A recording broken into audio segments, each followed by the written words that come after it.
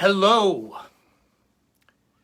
this is Angelo Batio, the No Boundaries live stream. Today, the lesson topic is choosing which technique to use. Now, I'm going to wait like I usually do every week for everybody to get online here. I'm starting to see James, that's the first one. Hello, Cynthia. Hello again. How are you? I see Tanya out there. Hello. Hi, Tanya. Yeah, Cynthia, hello. It's great to see you here online again. Hey, Denny, how are you? Your collection looks amazing. I'm jealous. Hey, Roxanne, how are you? Okay, let's see who else is here. Ciao, I see that. I'm doing great. We'll wait a few. Hey, Bill, how are you? Bill Peck's a great guitar player, great friend. Hey, Ryan, how are you? Hello from England. Yeah, England is great, man. Hey, Charlie, how are you? Hey, Alexis, how are you? Hey, JD. Broccoli. Hey, Nick. It's great to see Nick, too. Yeah, a lot of people are online, so let's just start to rip a little bit. I had a lot of response. Hey, Jason, from my picture with me with a mustache. People called it the porn stash. Yeah, that's what I called it. You look like a porn star. See? But it was funny because that was what everybody looked like then, you know what I mean? I was going to college. I was on, hey, Nick. I was on, he said, hey, Mike, hey, Nick. Let's see. Thank you. I love the UK too. Hey, Andy, how are you? That was John that said that. Yes, from Argentina. I've never been to Argentina. I'd love to go. Out of 58 countries, that would be 59. But anyway, I have to get back to the mustache. When I was going to Northeast University, I had actually dropped out for 2 years of college. I went to a junior college, and it was a 2-year university. And I was in a really popular cover band called Episode at the time. And I wanted to be a rock star. I didn't want to go to school. So we were playing a lot of shows, so I dropped out.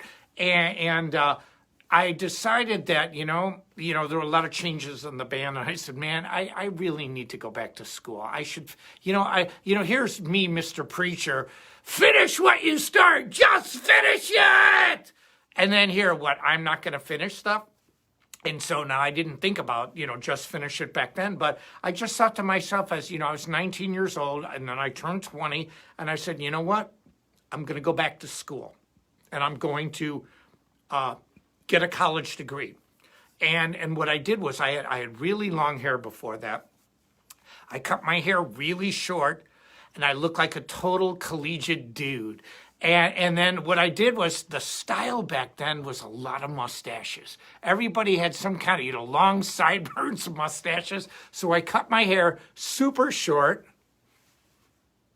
and I grew a stash. And I thought I was cool. I was like, dude, man, I look like, people say Tom Selleck. I didn't know Tom Selleck back then. I don't think he was out then. I was thinking of like this swimmer named Mark Spitz. And anyway, girls used to go, oh, you're so handsome. I'm like, yeah, I'm cool. I could barely grow a mustache. But anyway, my last trimester of school is the photo. I was in a full-time rock band called Freeze. And we're going to actually be releasing a video soon of that band, of a song we did called Read It and Weep. But that was my last trimester of school. We were on trimesters. Now Northeastern has switched back to semesters. We were on actually 2 + 2 is metal 4 minus metal 1. We were on 3 different periods of instruction per year, not 2, like a semester. But anyway, I'm going to play this. This is the Sawtooth M24. They have a flash sale on it. Now, you see this mark here? It's because I've used it extensively. This is kind of like one of my go-to guitars. It's super light, and it just sounds great.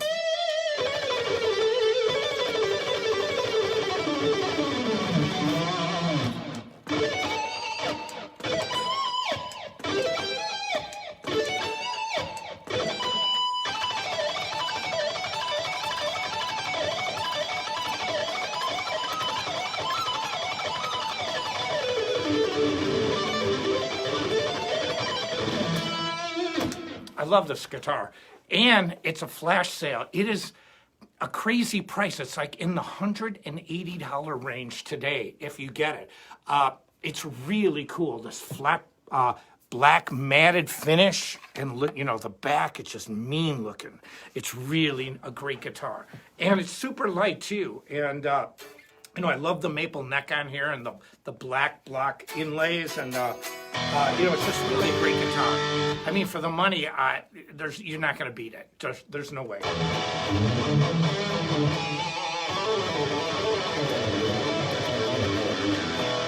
Now, this lesson today is about choosing which technique to use.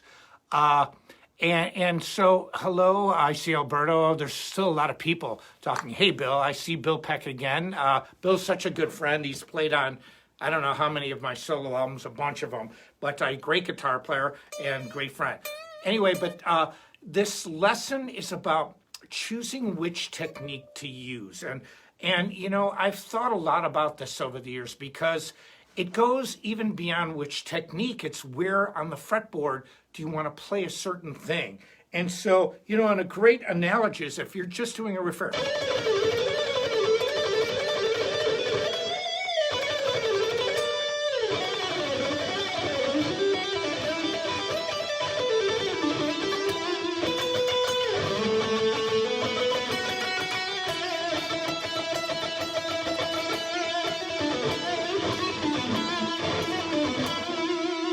There's so many places on the neck of a guitar to play the same thing.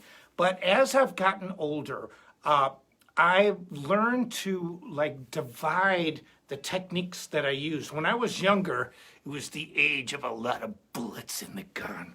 Ah!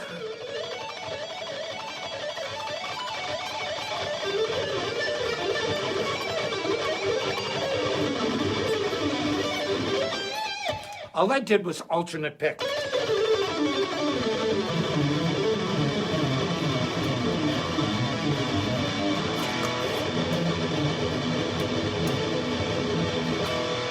Now, it was Metallica's 35th anniversary of Master of Puppets, so we must do a tribute to the Metallica, to the mighty Metallica.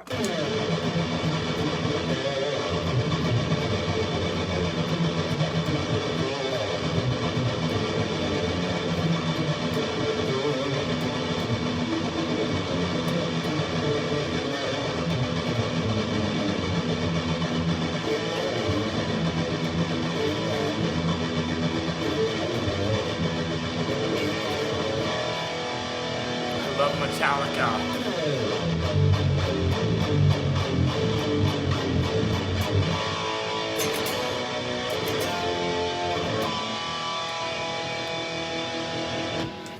This guitar sounds really cool.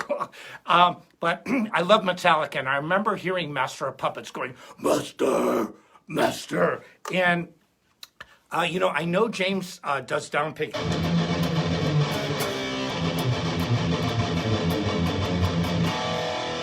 I like that, but I can play it with alternate picking more.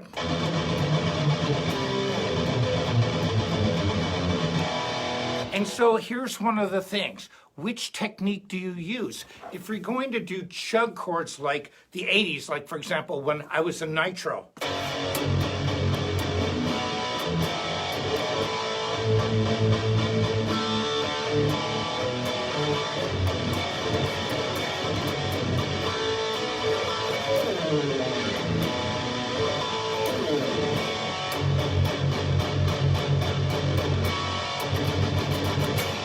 You know, when you do palm muting, it's a lot of down picking.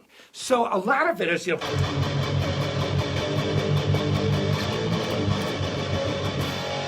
but also too, so you have to ask yourself, there's a lot of things to consider when you think of techniques. One, what makes it sound better? Two, what is easier to play? What technique is easier for you? For example, in No Boundaries, I do these things. There was a really cool guitarist named Don Mock, M-O-C-K, and it's where I saw this arpeggio. So what I did is when I was in the band Holland, I created a solo around that arpeggio shape. It was a major 7. So you have like 1, 3, 5. Now that could, and so there's the 7th tone up. And it was really more of a jazz thing that, I love you, I love you. Now, I love myself, because I'm Joey. Wait a second here. Joey wants to talk. Listen, I'm the star of the show. It's me, Joey the narcissist. I, me. This is going to be called Joey's live stream from now on. Joey, calm down. It's always about Robert. Robert.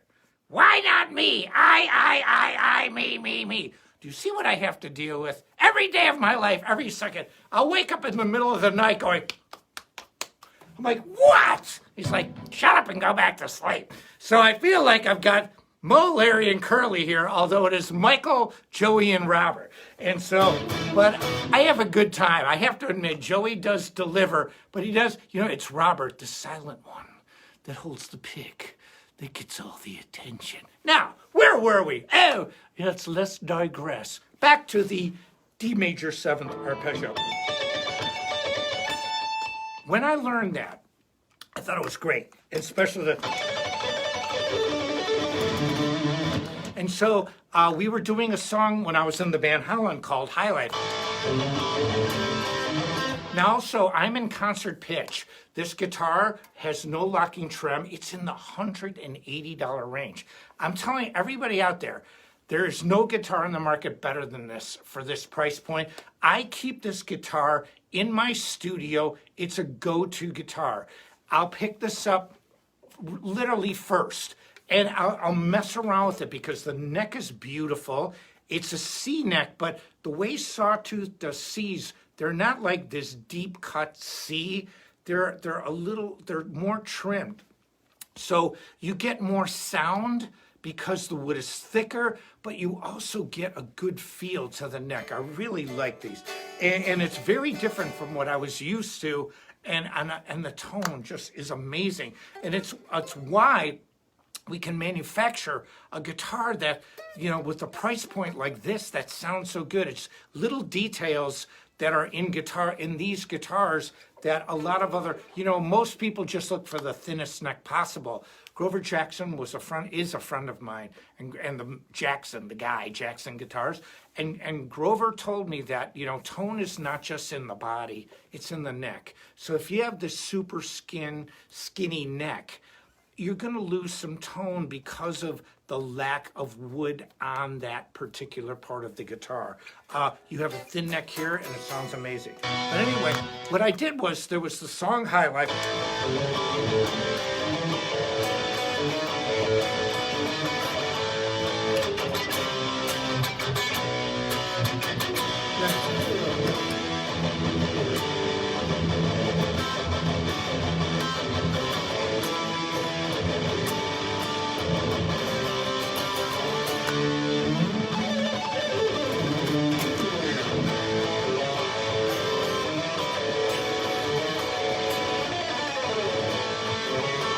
I love that song, High Life. And especially the pre-chorus, it was like, I'll be my way.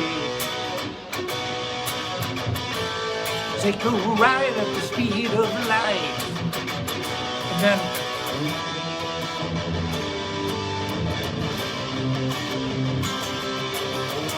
it was the pre-chorus where it goes, you didn't believe I got nothing. You didn't believe.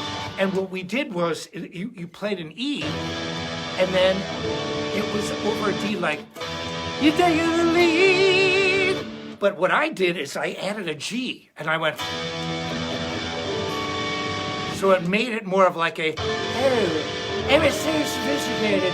Oh, listen to the harmonic complexity. Oh, yes, don't you know who harmonically we are? What I did was I just added a slash chord. It's so much cooler than going, or, and then, so when it came to the solo, we had this verse, A, and this is talking about like which technique to use. Now here's something harmonically that blew my mind. Now, you know, I've said it, you know, a million times, you know, that I have this degree in music, but I do. And it allows me to hear two ways. I hear music as a fan, like when I hear, I want it that way, tell me why. I gotta admit, man, I love that song. But I also love The Unforgiven, or I love just to hear like this.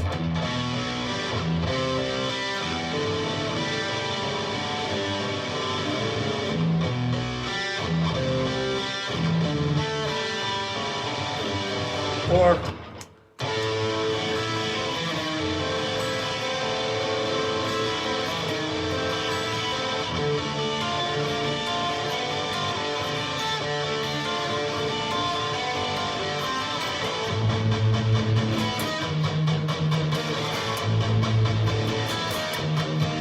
I love that! It makes it, I just want to go, whoa! And so I listen as a listener going, wow, I just like it. But I don't like certain things, you know, like, what are some of the things I didn't like? Okay, I love Elton John, but I just never, I got a really weird vibe from this song that went, Philadelphia freedom, shine on me, shine a light. I just never, I don't know. Even to this day, like, Philadelphia, you know, I just didn't like it. Or like the Billy Joel song, this is my life. You know, just leave me alone. I never got the feeling I got was not a good feeling. I don't like this song. And it's just, and people feel that way. Not everyone. There are people who don't, but there are people who do, like me. I feel the music. But then I also can think of it theoretically. Now, see, in the Holland song, this is why I'm showing you the choices. I'm getting to this, but you know how I do it. It takes me 20 minutes! So, when I heard this, the bass player Joey wrote that. So it's really an A chord, a C chord, a B chord, over an A bass. And then Holland, you know, being the great singer and melody and stylist, you know, the singer that he was, I beat my way. So he was able to work around this in this bluesy voice. But then this is the part that blew my mind. Have you been living the high life? Watch. High life. They sang a C chord over a B chord. I was like, my ears went, when I first heard that, I was like, really? I didn't say anything over like, and they sing an octave high, high life, like, high life, like, here's my chord, and here's what they were saying. Now, there we go. They were doing this. And I was doing this. I was like, oh no! But then I realized one thing. Here's where I took off my theory ears. And I said, okay, now as a listener, is this cool? And I said, yes. And the song was about being high. Now, I'm not a stoner, but I could relate to it because I'm not, you know, I have to admit I inhaled once or twice. I wouldn't have a career. I wouldn't look like this, you know, at my age if I was drugged out. But so anyway, I took off my listening ears. I mean, my music theories and put on the listening ears. And I said, first of all, it's high life. Second of all, who cares about the rules? You have to know what's in the box to know what's outside it. I knew that was theoretically so wrong. I would get an F on a paper if I turned that in the university, but I liked it! I liked it! And so what I did is I patterned the solo after the verse. Solo!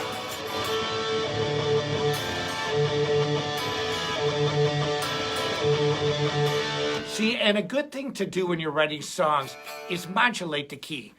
Make the solo in a different key. Don't just go.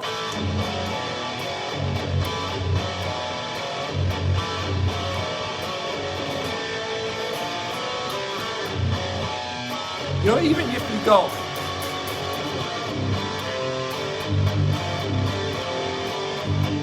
It just moves. It moves. It makes the song move. So I said, okay, if I'm going to do the solo, because in Nitro, when you hear OFR, the solo sections are all over the place. A lot of chords. They aren't static riffs in the background. I mean, there's a lot of modulations everywhere. And it's a complex way, even in Freight Train, the song, there's a lot of like.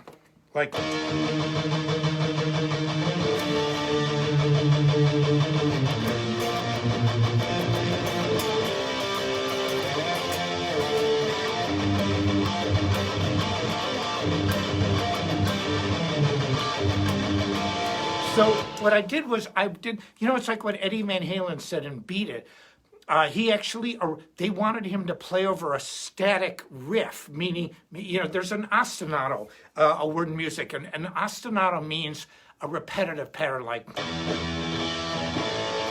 I wrote a song called Avalanche. I went,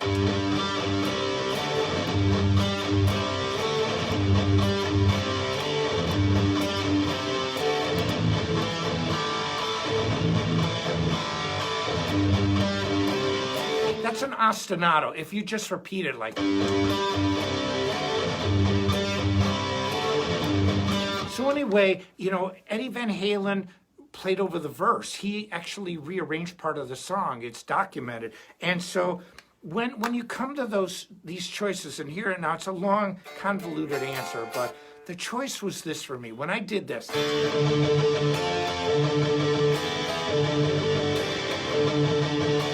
I played the Don Mach arpeggios two ways, hammers and pulls.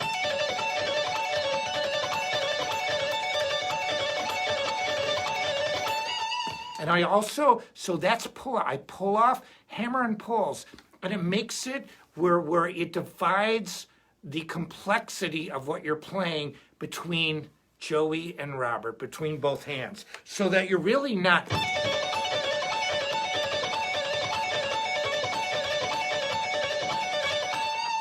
You're really not stressing out one hand. See, alternate picking is really hard on the picking hand. And because everything, down, up, down, up, down, it's a lot of work. So that's why a lot of people resort to tapping, or they resort to other methods to lighten the workload, because it's strenuous to do and not everyone can do it. And so, Frank Gambale said a great thing. He said, economy picking, it's got a fifth gear. And it's true. It really is in some ways faster than alternate picking. Like.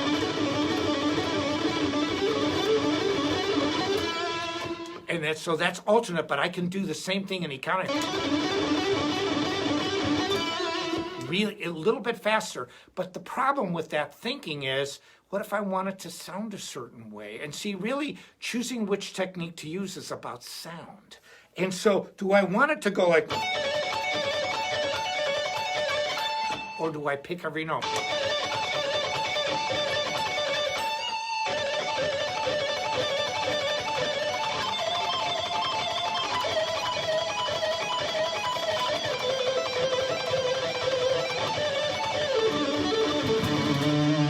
So I chose to pick every note. Why? I wanted it to sound like Rambo, damn it, Rambo! Bullets in the gun, a lot of them! Instead of going, I wanted to be, I wanted to blow some stuff up. And so, versus, this is a very kind, gentle way to play high life. And then I used that same solo in, obviously, No Boundaries. But I could have gone.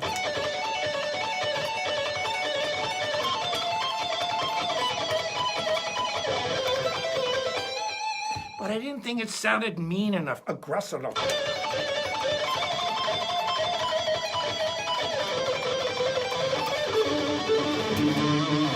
I love that sound, the sound of aggression. It's like, yes, it's in your face.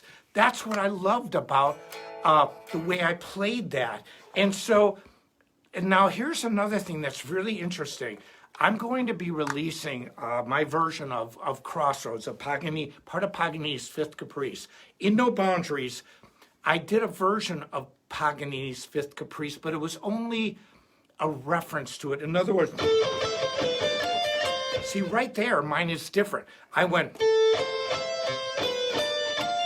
that note. See, I used an A minor triad, then I used a diminished. Now you could call it B, you could call it F diminished, but I used a diminished triad. It's based off the 5 chord.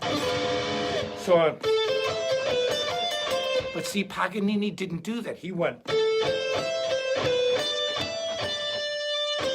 See, he used an E instead of an F. Now, I'm in concert pitch, so I am in the key that Paganini originally wrote the Fifth Caprice.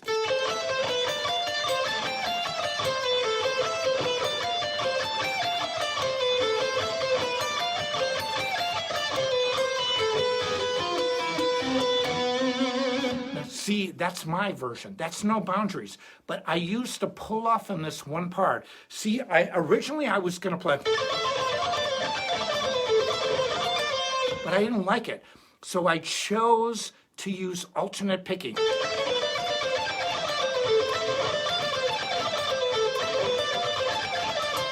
But I also chose, see, I worked this stuff out. I chose to slide down one note because that's the idea with choosing which technique to use.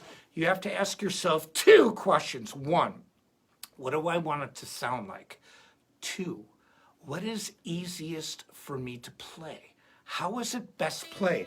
And so I opted for this. I will actually, and I learned this the hard way, I went over this riff over and over to try to figure out what is most comfortable for Mikey.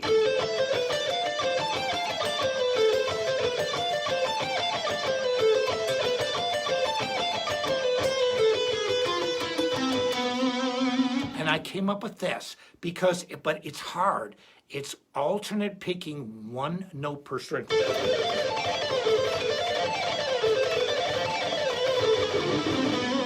And then I find sometimes I'll pull this off or something, and sometimes I'll play it alternate picking. Because I can, because I when I'm playing, and I also notice that when I play arpeggio sometimes, like, that's the way you're taught that, where there's down, and then, so it's down, up, down. That's the picking sequence, but I had another note. And so what I do is I add 2 notes. I go, and I do that because, again, I want it to sound more aggressive. And when you're playing in concert now, I haven't done a concert for a year in front of people. It's crazy. But we're going to be on tour later this year. Things are opening up, and I think, people have had enough. And the herd mentality, or not mentality, the herd immunity. COVID's a virus. Flu's a virus. Flu didn't go away. 100 years ago, we had a huge pandemic. A lot of people lost their lives. It was terrible. 4 times more than really COVID. Literally 4 times more 100 years ago than now. That was really serious. But viruses don't go away. People just have to develop an immunity to it. And we're finally doing that. And this is no political thing. It's just the facts. So I'm hoping to be on the road this fall. I really want to. I want to play live again. But when I play live, a lot of times it lets me choose what I want to do. And so when you choose techniques, I'll give you an example here. I did a tribute to Dime where it goes like, now it was an E like. So it's like, now you can do it like that. But let's move it down to A minor so you can see it a little better. You can play it like this.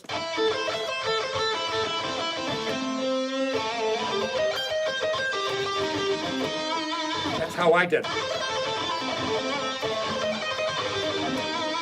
That's what I did. I played it like that. I went. But there's another way to play it too. You can use tapping. So you can go. So you can use tapping. So you have to ask yourself, what is the sound that you want to achieve? There's so many people that tap now, and tapping is more popular now than ever. So do you do this technique where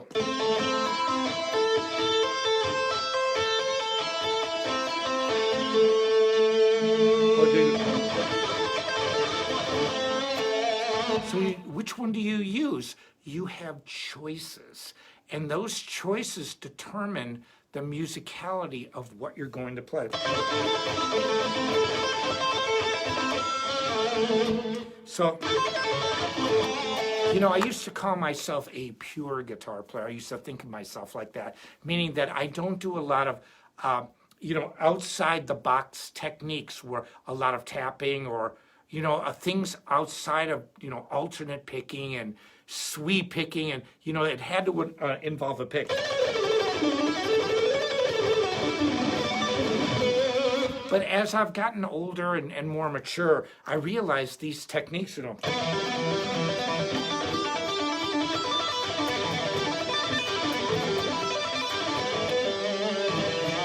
I mean, look at Joel Hoekstra, the guitarist that plays with Cher. And I mean, he's a great guitar player, looks really cool. What if he didn't have tapping? Like, what would you do? And so, he's really good at tapping, and he opts almost always for the tapping choice. And see, and that's fine. I think of it a little differently. I think that for me, if I want to sound like this, like.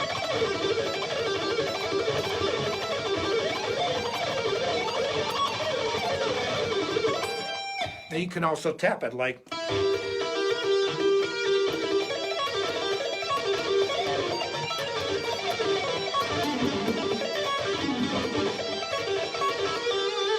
And so you have to really say, what is the best technique for you? Now there's one other part of this that I want to talk about. It's positioning.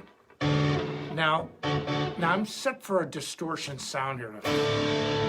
But I remember there was an old song by Yes, the band Yes.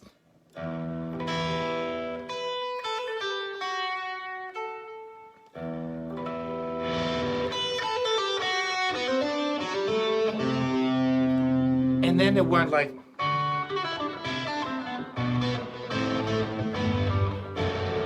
I played it so weird. When I was 18 and I learned this song, I came up with the way to play it. The notes were right.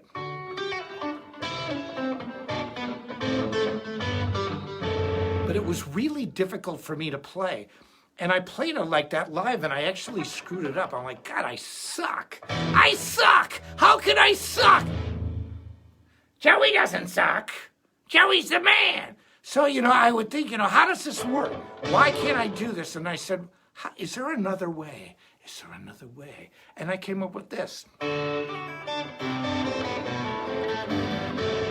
In other words, I changed it to the first position. Same exact notes, just like Blackbird by the Beatles. I play it like this.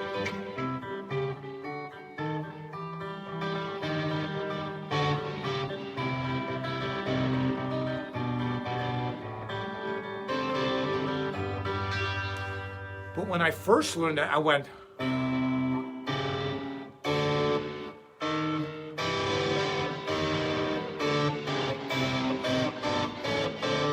I played it in an open first position, and it felt all wrong, and I never liked the way I played it. And then I started to think, is there another way? And see, if you get anything out of this lesson today, ask yourself the question, is there another way? What do you want it to sound like? That's one. And two, what is most comfortable for you? There's a simple word, you hear it all the time in computers, ergonomic. And how ergonomic keyboards or ergonomic mouses, and to make things easier. But there's another word in music that's a really great word, and it's idiomatic. And so, for example, what is idiomatic for a clarinet or idiomatic for an oboe is not idiomatic for a violin or a guitar. Why do you think guitar players have such a hard time playing violin parts? And one of the only ways is to do tapping, because the speaking length of a violin, and that's literally a term, the speaking length of a violin is short. It's much shorter than a guitar. The intervals are fifths. So a guitar is tuned in fourths and then a third. The standard tuning. Now, obviously, there's a lot of other tunings. So you get a violin that's a lot shorter, lengthwise, and wider intervals as far as the strings, which means in a small area, you can encompass huge ranges of notes that it takes a guitar player. And so that is why tapping is so useful to play violin parts, because you're dealing with a completely different instrument, the way it's constructed, the way it's cerebrally and intellectually thought out. And so you're dealing with the whole, it's like apples and oranges, the old saying. But the word in music is idiomatic. What is idiomatic for the violin? Meaning, what is playable? What is doable? What makes sense is not idiomatic on other instruments. So, you put this in, you have to think about this. And it's kind of like a life lesson too. I walk around my house now, because of COVID, I can't tour as much as I do. I write myself notes. I put my alarm on all the time. I give myself reminders of things to do everywhere. One of my latest reminders is to be careful. And I found as I've gotten older, I'll think of so many things at the same time. You multitask in your head, and all of a sudden you slam a door on your fingers. And not that I've done that, or you hit something, you just walk into something in your own home. My house is big, and there's a lot of stuff in it. And so, but I remind myself too, it's also to be careful when you play. It's to find the best way that you can play a riff that makes sense musically and makes sense technically. And so, I'll give you a great example. On Paganini's Fifth, now I showed you No Boundaries. Here's the way Paganini plays it, and I'm going to play it some.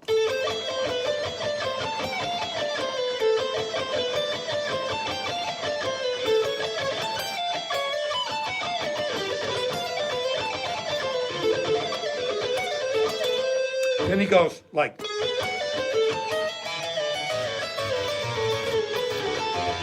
I mean, Steve Vai did a brilliant job on that.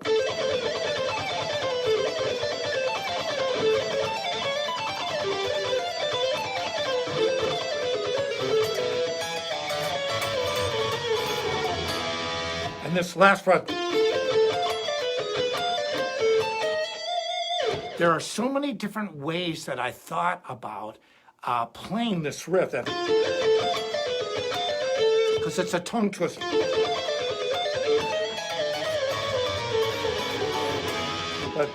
But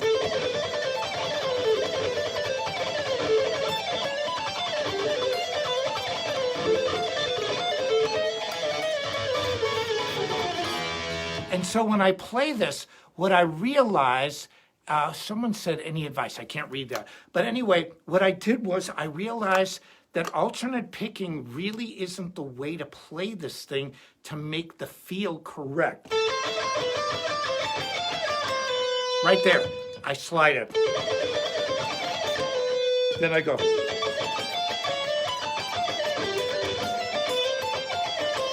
I use a lot of hammers and pulls and slides, and it makes it really easy for me to play. See, again, and there's one thing that I haven't covered yet, the technique.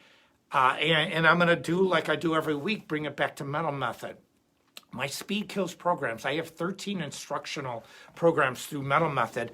I show all the techniques. And so what happens is you get your choice of not only what to play, how to play, but you make it easy for yourself. You slow things down.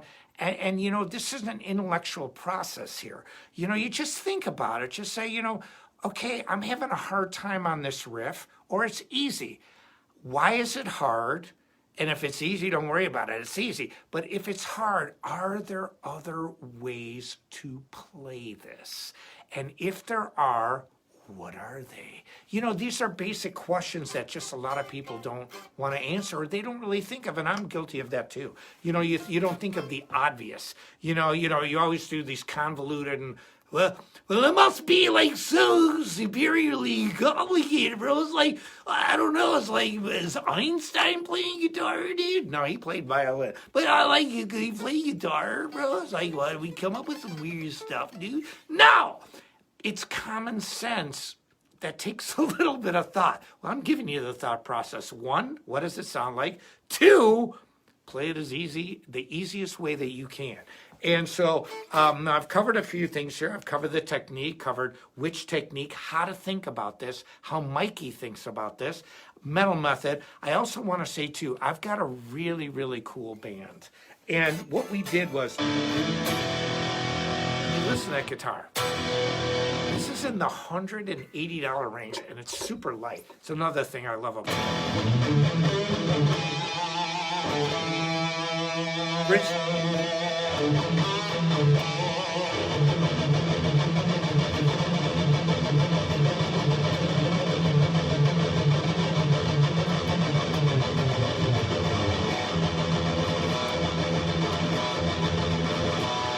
I'm going to show you one other thing about technique. I talked about this last week. I love picking. Robert is a pretty talented guy here, but watch what I've been working on.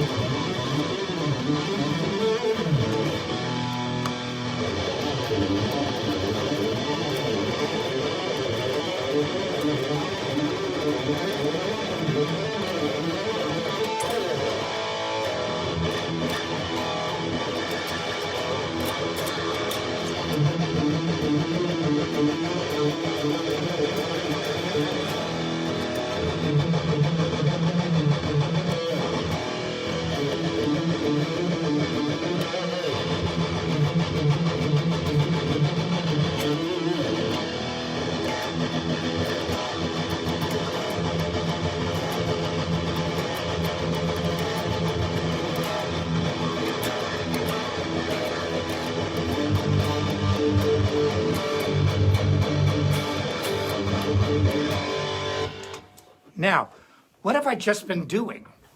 I've been using 2 completely different picking techniques.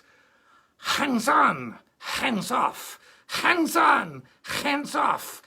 I sound like, like, what am I, in Israel? But, so what I'm saying is this, it's like, the Karate Kid, Alexa.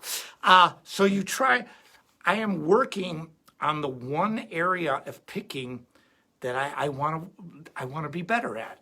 It's the El Di Meola closed hand freeform system.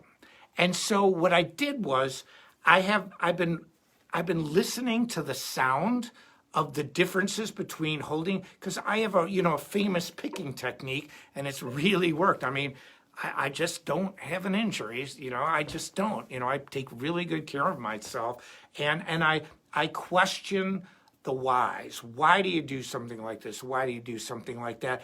What is the best way? What is the most economical way? What is the easiest way? I ask these questions of myself, and that's why my metal method is such a valuable tool for guitar players. Get it, man. If you don't have it now, get it. You will not regret it. My metal method programs 10 years from now, 20 years from now, 50 years from now, will still be as valid and relevant as they are today, because these methods are not just based on, I don't say that I have a degree in music to impress anybody. I say it because I have the knowledge of what came before me. And I didn't reinvent the wheel. My dad always used to say, son, don't reinvent the wheel. And what he meant was, if you erase the past, you have to relearn what people already knew. If you want to be a dummy, do it. erase everything. You know, if you want to be smart, learn the good and the bad so you don't make those bad mistakes the second time. That's what the musicians of the past did. They relied on their musical history from people before them to show them the light. We have shown you the way! That's what I'm trying to do. I'm trying to show you the way into the future by drawing on the past and the present to establish techniques that will help you. I'm living proof. That's why I say I have a degree. Not to say, oh, I'm so smart. Having a degree doesn't mean you're smart, but it means one thing: you finished. I finished. I finished this too. And so that's why I haven't been hurt. I think about what I do. This isn't mindless guitar playing here. This is a thought process to ask myself, what musically do I want and how is the best, easiest way to play it? Let's face it, man, I'm a guitarist. I don't want 50 million knobs on an amp. I want a few knobs: bass, treble, presence, master volume, auxiliary volume. I don't want a whole bunch of la, la, la, la, la. You know, oh, yes, let's divide the EQ into 87 parts. Yeah, it's about 84 of them I'll never use. I don't want to hear this stuff. I just want it to sound good, to play good. I don't want to overthink it. But when I do think about it, I always reduce it to the most simple, the simplicity of what's. It's hard to make complex things simple. That's my life. I think of complex ideas and try to reduce them to black and white, to saying yes, no. There's no maybe. How am I going to do this? What can I do? And so that's really the essence of the way Mikey thinks. Now, I've talked about Metal Method, the flash sale. This guitar is in the $180 range. This thing is bad, man. Look at that. It's just so cool. And it's amazing. I love it. You hear the sound of it today. There's no tricks, me, chord, and amp. And I have a couple effects. I use Tom's Line Engineering effects. I have my own overdrive, signature model, signature pedal, delay, and a chorus. And I'm using the overdrive and delay. That's all I use. And so there's a couple last things I wanted to say before I quit tonight. The MAB band is a great band, and two of the people involved in the band are actually owners in Sawtooth. The drummer, Joe, amazing drummer, but great human and brilliant guy. And then Kevin, the singer, is another owner, young and brilliant.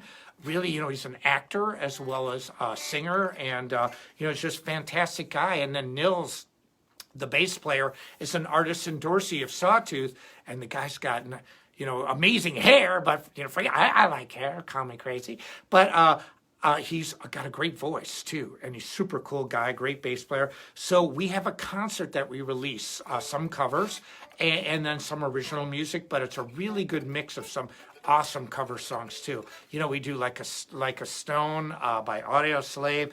We do Rebel Yell by Billy Idol. Ain't Talking About Love by Van Halen.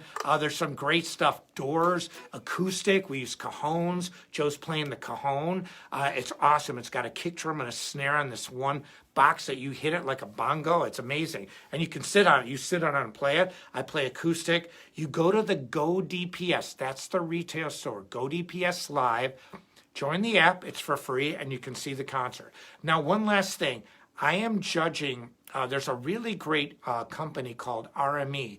And if you don't know RME, it's an interface company. That's one of the things they do, one of many, where you plug your guitar into an interface or a keyboard or a microphone, and then that goes into the computer. It's an analog to digital converter. They call it the baby face. It's super popular everywhere. And RME is sponsoring an event where they're trying to find the next great guitar talent. The parent company of RME is Syntax, Syntax. Go to syntax.com if you want to register to win. You can win a Babyface Pro. These things are really amazing. And I'm going to be the judge of the finalists. And it's a great company, RME. Just Google it. People can ask questions all day online. Google it. Google Babyface Interface, RME, or just go to syntax with an X. But anyway, I just want to say this. I love Sawtooth Guitars. I can't promote anything that I don't truly believe in. I truly believe in them and the people. I'm a people person. I have really close friends, like my friend Bill Peck that I talked about earlier. We're really good friends. I respect him as a guitar player, as a person. I just like him. And that's kind of how I live my life. I pretty much have a saying that we used in Nitro. You can't soar with the eagles if you hang out with turkeys. Avoid hanging out with turkeys. They don't fly. If you want to fly, find eagles that fly. On that note, I'm Angelo Batio for Sawtooth Guitars, Sawtooth Amps, ChromaCast Music Products, and GoDPS Music, and their app, GoDPS Live. Get it, live it, see ya.